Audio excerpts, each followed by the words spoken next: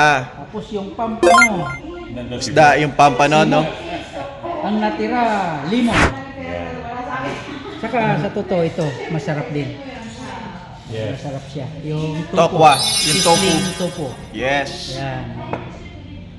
Ayun, so... Saka yung kaldereta, masarap siya. Kaso, busog na hindi kaya. Hindi na kinaya. Kaya talaga. Hindi mo kaya kumain ng lahat ng mino sa red kape. So parang in short, all in all, thumbs up ka. Agree sa yun. Kuya Rocky? Yun. Thank you. Nice.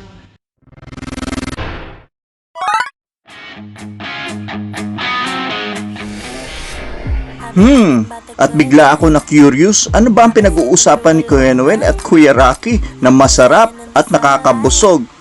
Let's find out soon! Ang sabi nila, there is a good place dito sa may Marcos Highway. At siguradong legendary na naman ito. Saan kaya?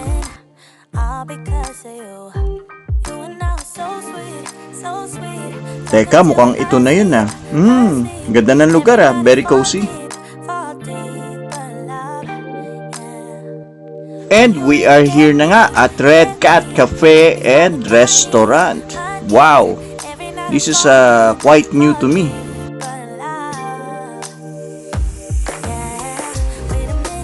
And so, andito na nga tayo. Tara, let's check kung anong surprises meron dito sa Red Cat Cafe and Resto. Sa harapan, meron silang mini garden. Perfect for coffee. At pagpasok mo sa loob, welcome to Red Cat Cafe and Restaurant. The design of this venue is very cozy. Ang ganda, nakaka-relax talaga. And surprisingly, meron din pala sila ditong freedom wall where you could post anything, messages, greetings, and somehow inspirational quotes dito sa Red Cat Cafe. At talaga naman, from their furniture up to ceiling, very cozy, very nice ambience. Grabe. The wall design is nice. Ang ganda oh.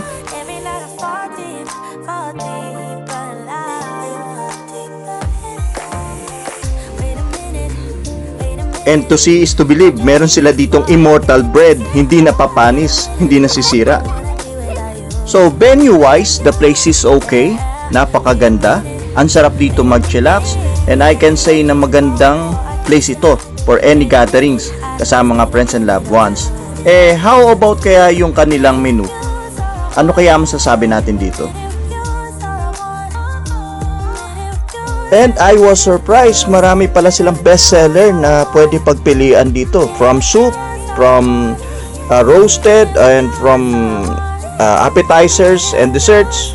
Well, they have it here sa Red Cat Cafe. Welcome once again for another adventure dito sa sa What's Up with Boss R. By the way, we have here a guest na si Kuya Noel. And na-invite tayo to take a look dito sa bagong resto, no? Red Cat, which is alam ko ate rin ang may-ari. So, Kuya Noel, ano yung na-expect mo dito sa ating adventure ngayon? Kung sa mga siguro sa mga pagkain nila, no?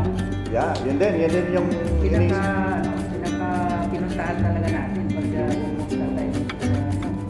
Although din, may coffee shop din sila. Masarap ng mga pagkain. Yung may mga steak. Meron sila steak? Meron. Okay, nice.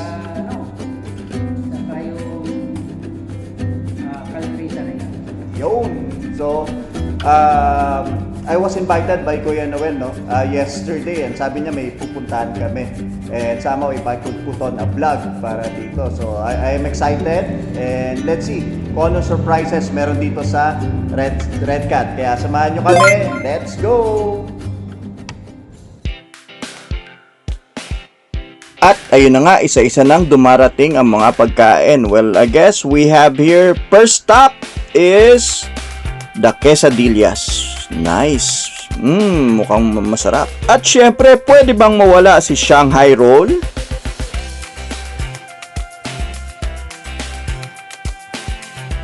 para sa isang cozy place, meron din silang cozy drink, Red Cat Espresso. Wow, additional Shanghai roll, the best! Heto na, parating na ang isa pa nilang bestseller. Ano kaya ito? Wow! Let's all welcome Beef Nachos. Nice! At dumating na nga ang isa sa mga box office ng Red Cat, ang Herb Roasted Chicken. Habang parating pa yung ibang menu, nagkape muna ako ng kape Americano. Wow! Jam-packed na beef caldereta. Nice! Ganda! At kung mahilig ka sa wings, there you have it. Barbecue at Parmesan wings. Galing!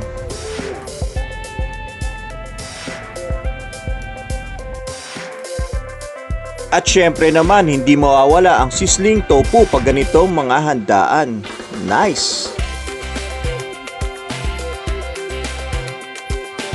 And there you have it, isa sa mga favorite dish ng mga suki sa Red Cat, ang steamed pampano fish. Grabe, ang sarap nito guys, sobra.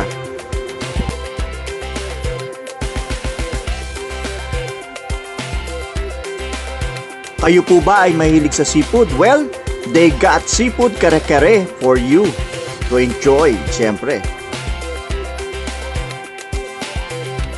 At eto na nga ang inaabangan ng lahat, ang ultimate best seller nila, ang barbecue ribs. Wow, killer talaga siya. Grabe, the way it looks, ang lasa mas matindi. To be honest, no, we were speechless. Imagine, ganito pala katindi ang kayang i-offer ng Red Cat Cafe and Restaurant. Sobrang galing. Nakakabilib talaga. Kaya let's hear it guys from the genius behind this recipe. Tara, Ayun, let's! guys, so ang daming hinanda para dito, no, from Red Cat Cafe and Restaurant. So we have here Ate Cat. Thank you po, Ate Cat, dito. I have a couple of questions lang, no. So, kailan mo na-establish itong Red Cat Restaurant? Nag-start kami last December 8, 2021. Wow, so Magto 2 years na. magto 2 years na. So, interest mo ba talaga yung pagluluto? Yes po. Bali, nag-aral ako ng HRM, then nag-proceed ako for culinary para matutunan pa. So, talagang passion talaga, no? Yes po. And with this, no, sabihin natin sa mga ating mga fans or followers, ano yung ma-expect nila pag pumunta sila dito sa Red Cat? Ano yung bestseller na talagang ibibitan ni Red Cat na talagang babalik pa nila? Well, dito sa Red Cat, mostly na binabalikan ng halos ng guests or customers namin, yung the ribs, Okay, so sa bestseller namin yan, Yeah. nakari-kari, and then the roast chicken, which is, grabe, tsura pa lang talaga. yes po, Guys, this try is, nyo. ano talaga sa herbs.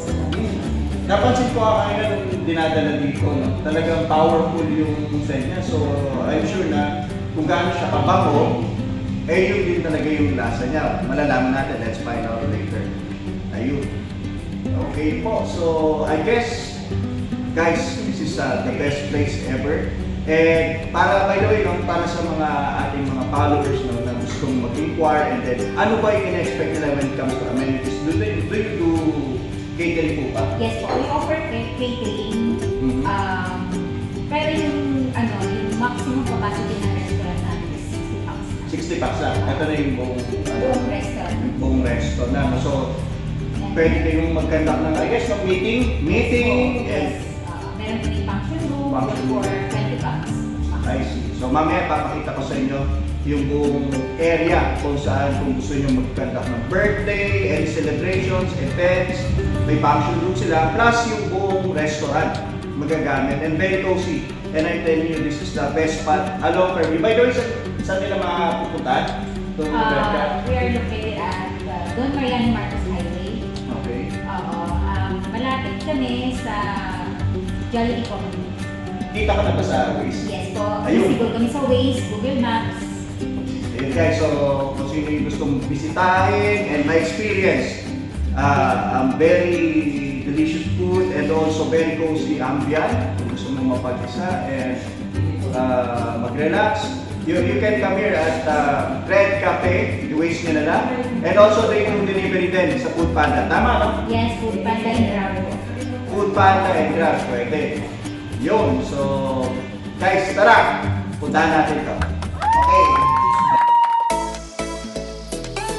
At syempre, bago umpisahan ang kainan, syempre kumustahan muna.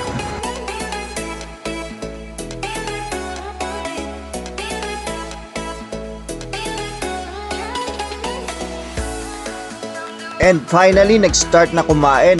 Sa wakas, matatry na natin ang mga malulupit na food dito sa Red Cat Cafe and Restaurant. At this point, talaga naman walang mapaglagyan ng excitement ko. Daming pagkain kasi eh. Well, honestly, nasarapan talaga ako. And definitely, may babalik-balikan ako dito. Yung mga flavor ng food, no? Grabe, ang sarap. Ako talaga nag-enjoy. How about kaya ang mga kuya? Ano kaya ang masasabi nila? Okay, Kuya Rocky, good evening. So, dun sa kinain natin ngayon dito sa Red Cat Cafe, ano yung impression mo when it comes to their food? Well, tutang siya. Napakasarap. Lagyan naman ang lasa talagang babalik-balik. Tsaka yung presyo nila is very affordable. Yun. Tugma mo dun sa lasa, talagang naman panalo-panalo. Nice. Sa lahat ng kinain natin, Kuya, no? Ano yung tingin mong favorite mo na pwedeng babalik-balikan mo dito sa Red Cat Cafe? Ako, actually, yung pampano, naubos na nga. Actually, ito sana eh. Kaya naubos na siya. Nakita nyo naman, simot na simot. Yeah, ubos But nga. anyway, yung isa sa masarap dito na I think babalik-balikan po natin, ito nga baby back rib. Talaga naman napaka-tender, napaka-lambot po nung Yes, kainin. napansin ko nga. Ayun. Tutang sa Ayun. dito sa Red Cat Cafe. Cafe. Thank you, Kuya Rocky. Nice. Okay, Kuya Noel. Based dito sa kinain natin sa Red Cat Cafe, ano impression mo when it comes to their food? Sabi nga ni Kuya Rocky talagang the best ang mga pagkain sa Red Cat Cafe. Yun, oh, sarap nga, napansin ko eh. So doon sa lahat ng kinain natin, no, ang daming menu eh. Ano yung sa tingin mong nagustuhan mo tapos babalik-balikan mo dito sa Red Cat?